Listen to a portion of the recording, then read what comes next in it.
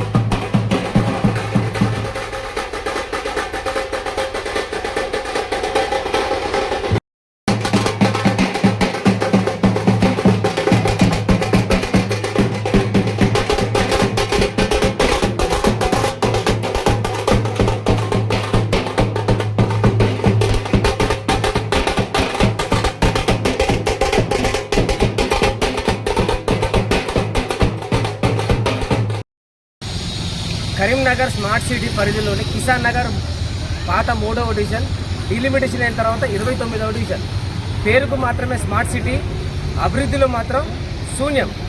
గత 10 సంవత్సరాలుగా అధికారంలో ఉన్న టీఆర్ఎస్ పార్టీ, కార్పొరేటర్ అదే పార్టీ, మేయర్ అదే పార్టీ, మంత్రి అదే పార్టీ, ముఖ్యమంత్రి కూడా అదే పార్టీ.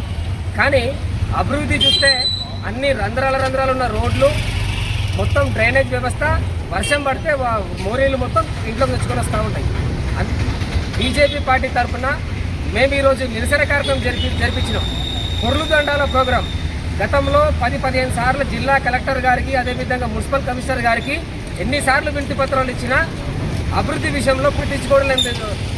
కావున బీజేపీ పార్టీ తరఫున మేము ఈసారి ఒక నిరసన కార్యక్రమం పొర్లు దండాల ప్రోగ్రాం పెట్టి ఇకనైనా అధికారులు కళ్ళు తెరిచి మా 3వ డివిజన్లో ఉన్న రిపేర్లో ఉన్న రోడ్లు, మోరీలు అన్నీ నూతనంగా నిర్మించి ఇక్కడ నివసించే ప్రజలకు ఎటువంటి ఇబ్బంది లేకుండా చేస్తారని చెప్పి మనం చేస్తున్నాను. మీ సోమిడి వేణుప్రసాద్.